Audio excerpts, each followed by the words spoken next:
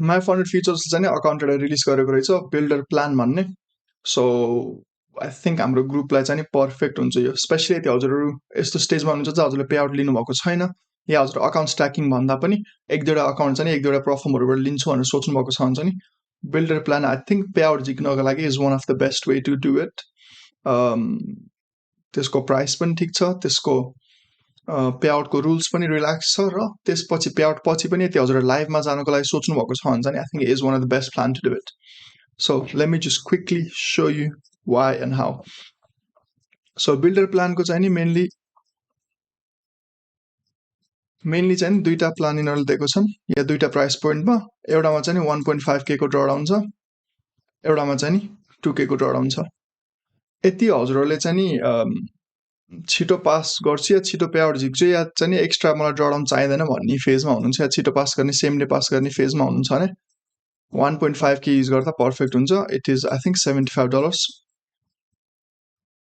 तर यदि हजुर चाहिँ नाउ पास प्रपरली भन्नुहुन्छ भने चाहिँ यो आई बिलिभ $92 मा छ। प्लिज डबल चेक 92 95 यस्तै के होला। मैले चाहिँ यो प्लानको कुरा गर्छु, नट अबाउट 1.5K 2K को, which I think majority of you would be best off getting this plan.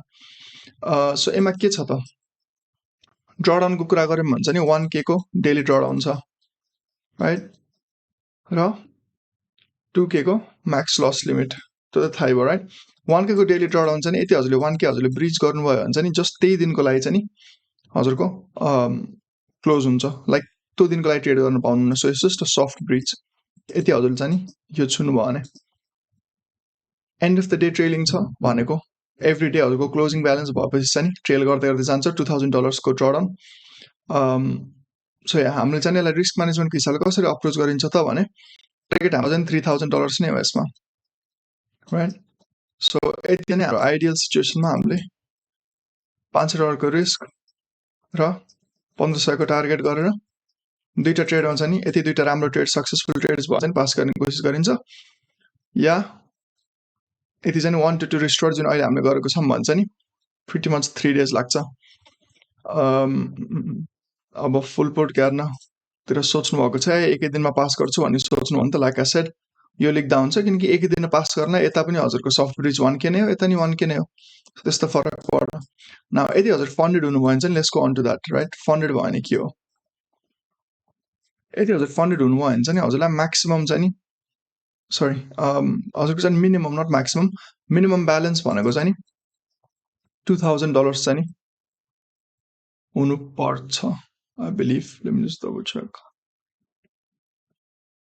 No sorry so ड्रडाउनको चाहिँ आफ्नो अमाउन्ट चाहिँ बनाउनु पर्छ $2000 र योभन्दा माथि हजुर जति नि झिक्नुहुन्छ त्यसको चाहिँ बल्ल पे आउट झिक्न पाउनु भयो। आई थिङ्क 2000 + 100 छ एज नर्मली, ताकि हजुरको ड्रडाउन चाहिँ आएर 50,100 मा स्टप हुन्छ। सो 21K भन्नु पर्यो र त्योभन्दा माथिको चाहिँ आफूले पे आउट झिक्ने। म्याक्सिमम पे आउट भनेको चाहिँ हजुरको 1.5K को छ। सो हामीले यसलाई कसरी अप्रोच गरिन्छ त, it is quite simple to be honest. 1:3 को सिस्टममा यदि हामी रन भएको छौँ भने $500 को रिस्क हुन्छ, टार्गेट हुन्छ 1500 को। प्रिटी मच हामीले यो चाहिँ नि दुईटा फेज भयो यसरी नै ट्रेड गरिन्छ अन्टिल वी हेभ 3000। जति बेला चाहिँ हजुरको यहाँ 50% को कन्सिस्टेन्सी रुल छ फन्डेडमा, 50% चाहिँ अलमोस्ट हिट भएको हुन्छ। यदि चाहिँ नि हजुरलाई अब सेकेन्ड डे चाहिन्छ भने सानो रिस्क $100 या $50 को रिस्कमा चाहिँ जस्तो 50% को कन्सिस्टेन्सी रिस्क पर्सेन्टेज पुऱ्याउनलाई मात्र गर्दा हुन्छ। Now let's get how you gonna get payout. First payout चाहिँ म्याक्सिमम टार्गेट गरेर हजुरलाई फाइदा छैन, स्पेसली यदि हजुरले चाहिँ जस्ट अकाउन्टहरू जोड्छु भन्नेमा हुनुहुन्छ भने पहिलो पे आउट जति मिल्छ त्यति झिक्नु चाहिँ $900 राइट। $900 झिक्नु and that is it. Give me 1 second. Okay yeah pretty much त्यति नै हो। बफर चाहिँ 2100 हुनुपर्छ। मिनिमम पे आउट भनेको $500 छ। सो झिक्नुलाई 500 चाहिन्छ भनेपछि या 2.6K चाहिँ बनाएकै हुनुपर्छ हजुरले। तर यो बफरमा छोड्न परेन, जस्ट झिक्न पर्यो। तर 500 भनेको प्रिटी मच एपेक्सको जे प्लान छ त्यही नै छ। सो पहिलो पे आउट चाहिँ हामी $900 को झिक्यौँ राइट। त्यसपछि सेकेन्ड पे आउटलाई हजुरलाई के गर्नु भने सिर्फ 15 मात्र हो र 50% को छ भने अब हजुर चाहिँ भावरको ठुल्ठुलो ट्रेड्स लिन परेन कि बफर पहिले बनिसकेको छ 2100 को भनेपछि बफरको चिन्ता भएन अब भनेको हजुरको टार्गेट भनेको सिर्फ 1500 हुन्छ नाउ यो कसरी बनाउनु त जस्ट सानो रिस्कमा 50% कन्सिस्टेन्सी छ थाहा सो जस्ट $750 को टार्गेट गर्नुभयो भने त कम्प्लिट हुन्छ which means just $375 को रिस्क लिनु भयो भने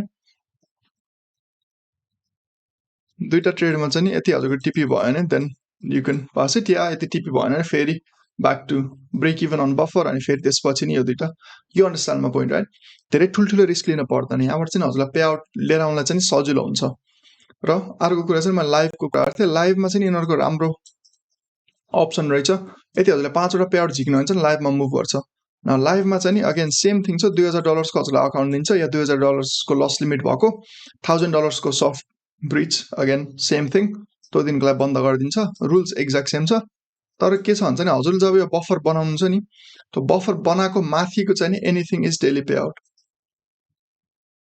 सो डेली पे आउट चाहिँ यिनीहरू लाइभमा दिएको छ आई होप मैले चाहिँ राम्रो एक्सप्लेन गर्न सकेँ होला इफ नट हजुरले लाइभहरूमा त सोध्न पाइहाल्नु हो जस्ट यो इन्फर्मेसन चाहिँ रिपिट गर्न परि नरहोस् भनेर चाहिँ मैले यसो भिडियो नै रेकर्ड हान्छु भनेर थियो या प्रिटी मच द्याट्स इट यदि फ्युचर्स प्रोफर्मको बारेमा अझै मैले कुरा गरौँ भनेर केही डिमान्डहरू हजुरको छ या कमेन्ट सेक्सनमा हजुरले भन्नुहुन्छ भने चाहिँ नि I can make a full detail video यसको रिस्क म्यानेजमेन्ट कसरी मैले अप्लाई गर्छु कुन स्ट्राटेजीमा ट्रेड गर्छु कसरी मैले कपी ट्रेडिङ गर्छु या स्केलिङ गर्छु भनेर चाहिँ म सबै चाहिँ नि भिडियोजहरु बनाउँदै गर्न सक्छु यही फ्युचर्सकै सिरिजमा just let me know if you guys want to know other than that peace out and I will see you guys on Sunday.